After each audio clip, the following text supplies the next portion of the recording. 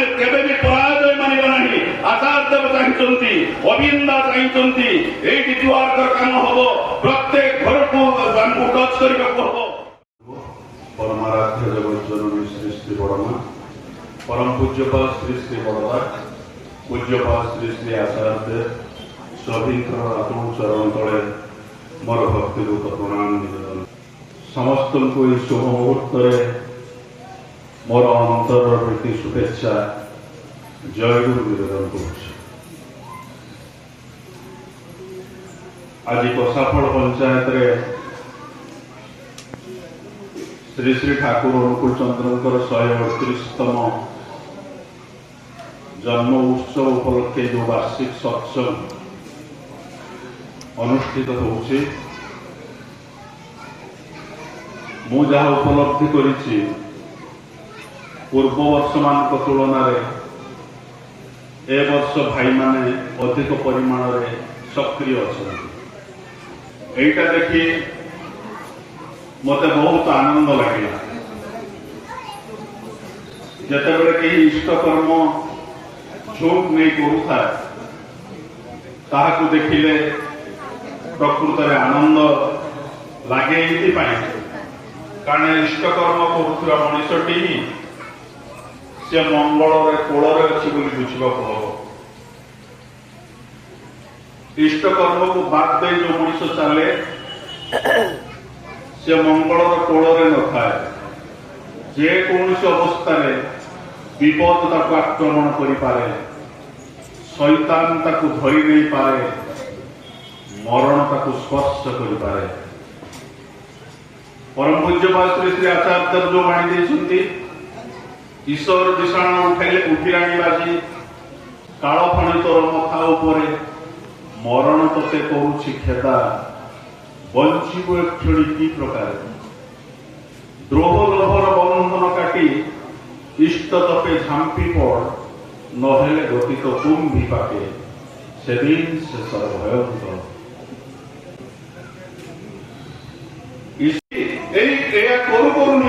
मनुष्य भितर मनुष्य पणिया जागी उठे, मनुष्यत्व जागी उठे। आज ठाकुर से मनुष्य खोजुंट। आज भल कुकुर मिल ग्रे हाउंड एसोसिएशन कुकुर मिले, भल कुकुड़ा मिले, आपण भल घुषुरी मिले, आपणकर भल धान मिल, जेकोसी जिनस चाष करने को चाहिए सब भल मिल। किंतु आज दुनिया रे भल मनुष्य मिलूना। मनुष्यर अभाव। आज भल कुकुड़ा चाष होउछि, आज मनुष्य चाष होउना। आज घुषुरी चाष होउछि, माछ चाष होउछि, किंतु मनुष्य चाष होउना। मनुष्य पई आज किए चिंता करूछि, ता कोटी खराब हो जाइछि, मद्यप हो जाइछि। से मद्यप कोटी को किए भल रास्ता देखैबो। तार स्वामी स्त्री जीवन में फाट हो जाइछि, विवाह विच्छेद हो जाइछि।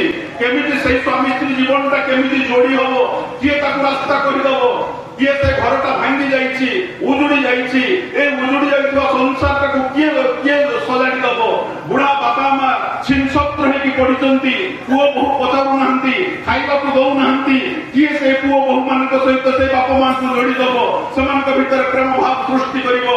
सेटा ही करि पारे सत्संग। सेति पई सत्संग को मनुष्य प्राण देके दौड़ी आसे, तांको कर्म करे एवं प्रभु को लेके से मजबूत लेके रहे। तेणु तो सेति पई श्री श्री ठाकुर अनुकूल चंद्र मनुष्य को चाहिए। ए मनुष्य पई अपेक्षा करुथिले। मनुष्य तो फल पाखक सहजरे आसे ना। यात्रा हो डाकिबा को पड़िबो नाही। हजार हजार मनुष्य मानकर सेति समागम हे जीवो। ओपेरा हो नाच हो एते मनुष्य को डाकिबा को पड़िबो नाही। हजार हजार मनुष्य सेति उपस्थित हेबे। ए सत्संग को हाथ जोड़ी विकट है हमको डाकिबा को पड़े, तथापि किंतु मनुष्य आसिके पहुंची पारे ना। भावे बोध हुए एटा ता जीवन रो किछि प्रयोजनीयता नाही। किंतु ए मनुष्य पई ठाकुर से केते व्याकुल होउतले। बाजीपुर घाट रे मंचा बांधी ठाकुर बसुतले, आ चाहुतले केते बेले से स्टीमर आसीबो, स्टीमर लागिबो। ए स्टीमर लोक ओलेबे, तांको पाखକୁ आसीबे। मनुष्य को देखिले से दिके आनंद पाइबे। मनुष्य तो सत मनुष्य पाखକୁ आसे ना। मनुष्य असत मनुष्य पाखକୁ दौड़े, जोठी से टंका पाइबो, जोठी से जे तार प्रकृति को उपभोग करिवो, सेही मनुष्य पाखକୁ दौड़े। किंतु मनुष्य तो सत मनुष्य पाखକୁ ପାଖକୁ ଆସେ ନା, ମଣିଷ ତ ଭଲ ମଣିଷ ପାଖକୁ ଆସେ ନା। ତେଣୁ ଠାକୁରଙ୍କ ପାଖକୁ କେହି ଆସୁନାହାନ୍ତି। ଠାକୁର କିନ୍ତୁ ଚାହିଁ ବସିଛନ୍ତି ବାଜିତପୁର ଘାଟରେ ମଞ୍ଚା ଉପରେ। ଏ ନଫର ଘୋଷ ପାଖରେ ଅଛି। ନଫରକୁ କହୁଛନ୍ତି ନଫର ଯେ ଆଜି କଣ ମୋ ପାଖକୁ କେହି ଆସିବେ ନାହିଁ। ନଫରଟା କହୁଛନ୍ତି ଠାକୁର କାହିଁ ଏପର୍ଯ୍ୟନ୍ତ ତ କେହି ଆପଣଙ୍କ ପାଖକୁ ଆସିନାହାନ୍ତି। ଠାକୁର ବହୁତ ଲୋକ ଚାହିଁକି କହୁଛନ୍ତି ହେଇ ଦେଖ ନଫର କେତେ ଦୂରରୁ ଷ୍ଟିମର ଦେଖା ହଉଛି। ଏଇ ଷ୍ଟିମର ଆସିଲାଣି, ମୋ ପାଖକୁ ଲୋକ ଆସିବେ ନଫର। ତେଣୁ ସେ କହୁଛନ୍ତି ନଫର ଏଇ ଯେ ଲୋକ ଆସିବେ ସେମାନେ ମୋ ପାଖରେ ଆସିକି ପହଞ୍ଚିବେ।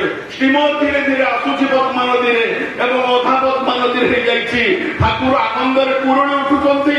ନଫର ଦେଖ ଷ୍ଟିମର ଆସିକି ପାଖରେ ଲାଗିଗଲା, ଆଉ ଅଳ୍ପ ସମୟ ପରେ ଷ୍ଟିମର ଆସିକି ପହଞ୍ଚିଯିବ।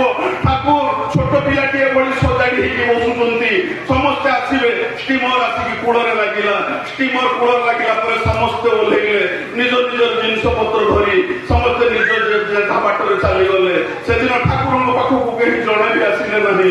ସେଦିନ ଶ୍ରୀ ଶ୍ରୀ ଠାକୁରଙ୍କ ଆଖିରେ ଲୁହ। ଠାକୁର କହୁଛନ୍ତି ବାଷ୍ପାକୁଳ কণ্ঠরে নফরে আজ আমার কাছে কেউ এলো না রে নফর, আজ আমার কাছে কেউ এলো না, কেহি ମୋ ପାଖକୁ ଆଜି ଆସିଲେ ନାହିଁ ରେ ନଫର। এইটি ঠাকুর মনুষ্যকে এতে ভাল পাউଥିଲେ। মনুষ্য কিন্তু তাଙ୍କ ପାଖରୁ ଦୂରେଇକି ରହୁଥିଲେ ସବୁ ଅବସ୍ଥାରେ। ଠାକୁର ଦେଖିଥିଲେ ମଣିଷ ଭିତରେ ସେଇ ଶକ୍ତି ଅଛି, ସେଇ ସାମର୍ଥ୍ୟ ଅଛି, ସେଇ ବଳ ଅଛି, ସେଇ ବିକ୍ରମ ଅଛି, ସେଇ ବୀର୍ଯ୍ୟ ଅଛି, ସେଇ ପ୍ରକାରର ତା ଭିତରେ ସେଇ ପ୍ରକାରର ଔଦଲ୍ୟତା ଅଛି। ମଣିଷ କିନ୍ତୁ ଭୁଲି ଯାଉଛି ତା ଭିତରେ କଣ ଅଛି। କେମିତି ସେ ଜାଣିବ? ସେ ଭୁଲି ଯାଉଛି। ତେଣୁ ସେଥିପାଇଁ ମଣିଷ ଜୀବନର ଦୀକ୍ଷା ଦରକାର। এই যে গোটে বরগছ উঠে এত বড় বিরাট ধর্মরে পরিণত হুয়ে, এই বরগছটা গোটে ছোটিয়া মঞ্জিরু কিন্তু সৃষ্টি হইতায়। কেই কোন জানিবা কইপারিব এতে বড় বরগছটা এতে টিকে সরিষ ঠারু আমি ছোটিয়া দানারু সৃষ্টি হইছি। কিন্তু এই বরগছটা যৌঠি ইচ্ছা সেইটি মঞ্জি পড়িকি উঠে না। যৌঠি ইচ্ছা সেইটি বড় মঞ্জি পড়ি গলে বরগছ উঠে না। এই বড় ফলটাকে কৌশি পক্ষী খায়। তা পেট ভিতরে সে গোটে উপযুক্ত টেম্পারেচার ভিতরে আসে। তারপরে সে মলত্যাগ করে। মলত্যাগ করা পরে সেইটারু হি বরগছ উঠে। মଣିଷ ତା ଜୀବନରେ ମଧ୍ୟ ସେଇଥିପାଇଁ ଗୋଟେ ପ୍ରପର ଗୋଟେ ଟେମ୍ପରାମେଣ୍ଟ ଭିତରେ ପ୍ରୋସେସ ଭିତରେ ତାକୁ ଆସିବାକୁ ପଡିବ। ସେଇଟା ହଉଛି ଦୀକ୍ଷା।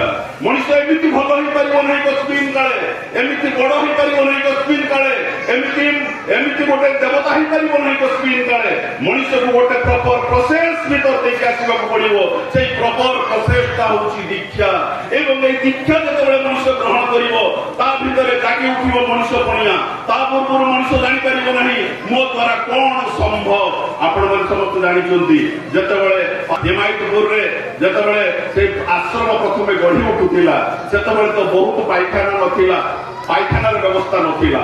ଉଠା ପାଇଖାନା ଟିଣରେ ତିଆରି ହଉଥିଲା। ସେଇ ପାଇଖାନା ଉପରେ ସମସ୍ତେ ପାଇଖାନା ଯାଉଥିଲେ। ଏବଂ ଠାକୁର ଯେତେବେଳେ ପାଇଖାନା ଯାଉଥିଲେ ଦେଖୁଥିଲେ ଗୋବର ପୋକଟା ସେଇ ପାଇଖାନାର ମଳ ଭିତରେ ଯେ ପଡିକି ଘାଣ୍ଟି ହେଇଛି, ତାର ପର ଗୁଡାକରେ ମଳ ଲାଗି ଯାଇଛି। ସେ ମଳ ଭିତରୁ ସେ ଆଉ ଉଠି ପାରୁନାହିଁ। ସେତେବେଳେ ଶ୍ରୀ ଠାକୁର ଆଉ ପାଇଖାନା ଯାଇପାରନ୍ତି ନାହିଁ। ତାପରେ 2 ଖଣ୍ଡ କାଠି ଆଣନ୍ତି। ସେଇ ଗୋବର ପୋକଟାକୁ ସେଠୁ ଉଠାନ୍ତି। ଉଠେଇକି ତାପରେ ବହୁତ ପାଣି ଢାଳନ୍ତି। ପାଣି ଢାଳିଲା ପରେ ଗୋବର ପୋକଟା ଯେତେବେଳେ ତାର ପରରୁ ମଳ ଗୁଡାକ ଛାଡିଯାଏ, ପରିଷ୍କାର ହେଇଯାଏ, ସେତେବେଳେ ଗୋବର ପୋକଟା ଭଁ କରି ଏରୋପ୍ଲେନ ଭଳି ଉପରକୁ ଉଡ଼ିଯାଏ। ସେତେବେଳେ ଶ୍ରୀ ଠାକୁର ନାଚି ଉଠନ୍ତି, କୁହନ୍ତି ଆରେ ଆରେ ଦେଖ ଦେଖ ଇଏ ତାର ଶକ୍ତି ସାମର୍ଥ୍ୟ ଭୁଲି ଯାଇଥିଲା। ଏବଂ ଯେତେବେଳେ ତାର ଡେଣାରୁ ଏଇ ମଳ ଗୁଡାକ ଛଡେଇ ଦିଆଗଲା ସେତେବେଳେ କେମିତି ଏରୋପ୍ଲେନ ଭଳି ଉପରକୁ ଉଡି ଯାଉଛି। ଯେତେବେଳେ ଠାକୁର ଏଇ କଥା ହିଁ କହିବାକୁ ଚାହୁଁଥିଲେ ଏଇ ମଣିଷ ତାର ଶକ୍ତି ସାମର୍ଥ୍ୟ ଆଜି ହଜେଇ ଦେଇଛି। ନିଜର ବୃତ୍ତି ପ୍ରକୃତିକୁ ଜୋର କରିକି ରଖିଛି। ନିଜର ସ୍ୱାର୍ଥଟାକୁ ଜୋର କରିକି ରଖିଛି। ମଣିଷ ଭିତରେ ଯେ ଏତେ ସମ୍ଭାବ୍ୟତା ଅଛି, ମଣିଷ ଭିତରେ ଯଦି ଏତେ ପରାକ୍ରମ ଅଛି, ମଣିଷ ଭିତରେ ଯେ ଏତେ ବୀର୍ଯ୍ୟ ଅଛି, ଏତେ ତ୍ୟାଗ ଅଛି, ଏତେ ତିତିକ୍ଷା ଅଛି, ଏ କଥା ମଣିଷ ଭୁଲି ଯାଇଛି। ସେ ଅନେକ କିଛି ପାରେ। ସେ ପରମ ପିତାର ସନ୍ତାନ। ଆମେ କୁକୁର ମାଛି ଭଳି ମରିବାକୁ ଏ ଦୁନିଆକୁ ଆସିନାହାନ୍ତି। ବିଶ୍ୱ ପିତାର ସନ୍ତାନ ଆମେ। ଚାହିଁଲେ କରିବା ପାରି ବିଶ୍ୱ ଜୟ। ପାରିବା ନାହିଁ ମାନିବା ନାହିଁ ପରାଜୟ। ଆମେ କେବେ ବି ପରାଜୟ ମାନିବା ନାହିଁ। आचार्य देव चाहते अविंदा चाहते ये दुआर काम हम प्रत्येक घर को टच करने को हम प्रत्येक दीक्षा नहीं आज आम पाखे दूरे जाइए मनुष्य मान पुणी फेर आने को पड़ो प्रत्येक मनुष्य को दीक्षित करने को पड़ो जबरदंत मनुष्य दीक्षा ग्रहण करपर्यंत तार रक्षा नहीं तार उद्धार हम नहीं बंचेबार शक्ति विश्व में कहार नहीं प्रत्येक मनुष्य को सतनाम दबाक पड़ो कारण परम पूज्यपाद श्री श्री पूज्यपाद दादा कहते जो दिन तुम्हें गोटे मनुष्य को सत दीक्षा देल जानी रख दे से दिन से मनुष्य को बंचे देल ताकि से भाव में तुम्हें इष्टभूति परायण कर तोड़ से लोकटा बंचीगला से लोकटा रक्षा पाईगला कारण आगामी दिन में महा महा विपर्यय आसूची जानती आगामी दिन में हुए तो अल्प दिन पर महाविश्व युद्ध सारा विश्व संगठित हो भारत महासागर पर्यंत वर्तमान विश्व युद्ध पहुंचीगला आज आज ईरान अमेरिका इस्राएल ये सब जलुची आज मध्य प्राच्य जलुची आज आज आज आज जलुची अनेक पृथ्वीर तीन देश वर्तमान युद्ध निया जलुची युद्धर निया धीरे धीरे अग्रसर होउची वर्तमान आम जाणी गैस आमको मिलूना आउ किसी दिन पर तेल मिल हूँ तो आगामी कहले जे बेंगल इलेक्शन अच्छी से तेल दर बढ़ी तेल दर किंतु बढ़ी बढ़ी चलो आम भल कि आम अर्थ पाइबा नहीं खाइबा पाइबा नहीं आज अमेरिका आज आज ईरान में जो भाई भाव में बहु व्यक्ति मैंने थे बहु मौज मजलिस जीवन कटौले जानती से आज कुआडे जीवे कौटी रे कौटी बंचे कौन खाइबे छुआ पिला नहीं कौन करेंगे रास्ता पाऊना सबुआड़े केवल जे ध्वंस सबुआड़े केवल ध्वंस सबुआड़े निया गलुची सबुआड़े विपर्यय संगठित लोक मैंने किए कुआडे घर छाड़ी चली जाऊँगी बहुत जो बाटर को किए पड़ी मरी जाऊँगी यही अवस्था काली यही भारत को विश्व युद्ध हेले युद्ध पशि आसो किए रक्षा कर तेणु प्रत्येक मनुष्य जीवन में गोटे आश्रय दरकार ठाकुर ठाकुर पाखे देखा जो बर्मा बर्मा बमिंग करुला से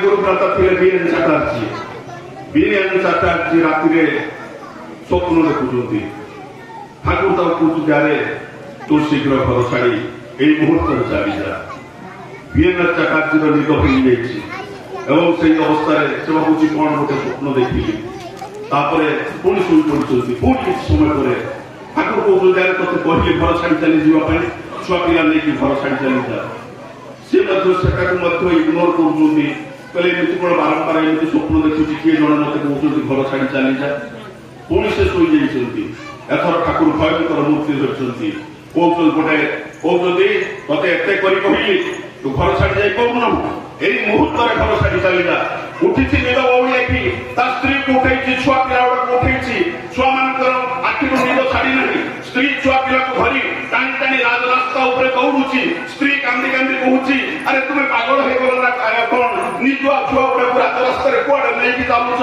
यही भाव में टाणी टाणी नहीं किसी दूर अतिक्रांत कर पछकू चाह देखुं बीरेन्द्र चटर्जी से बस्ती बमिंग सारा बस्ती निया लगी ध्वंस हो बस्ती एवं श्री श्री ठाकुर अपेक्षा कर बहु जो मैंने ठाकुर दीक्षा ग्रहण करते ही केवल बंची गले से ही रक्षा पाईगले किंतु अन्य कहीं बंचिले ना तेणु से आज महाविपर्यय आगामी दिन में संगठित होगा जाऊँगी सारा विश्व में जानी रख एमती विश्व एमती विपर्यय होगा जाऊँगी पूर्व ए पृथ्वी देखी ना पूर्व ए पृथ्वी एमती महा भयंकर विपर्यय देखी ना आगामी दिन में जो विपर्यय होगा जाऊँगी तेणु ये कथा कहूँ किसी मनुष्य को रक्षा करने किसी मनुष्य को बचाई ये ठाकुर से कहले ठाकुर ये कौन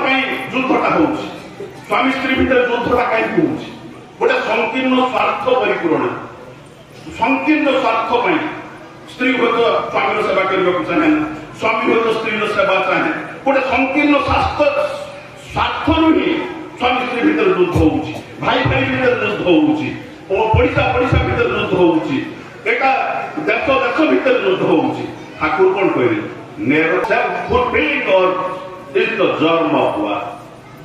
সংকীর্ণ আত্মস্বার্থ পরিপূরণী আকুতি যুদ্ধর বিজান।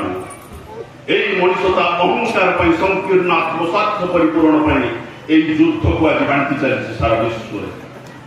ତେଣୁ ଠାକୁର କହିଲେ ମୋର ଯୁଦ୍ଧ ଯୋଉଟା ଚାଲିଛି এই ଯୁଦ୍ଧଟା ହଉଛି ପ୍ରକୃତରେ এইটা ହିଁ ଯୁଦ୍ଧ। এই সৎসঙ্গের যুদ্ধ চালিছে প্রকৃতি বিরুদ্ধে। My war is war against death, disintegration, poverty and ignorance.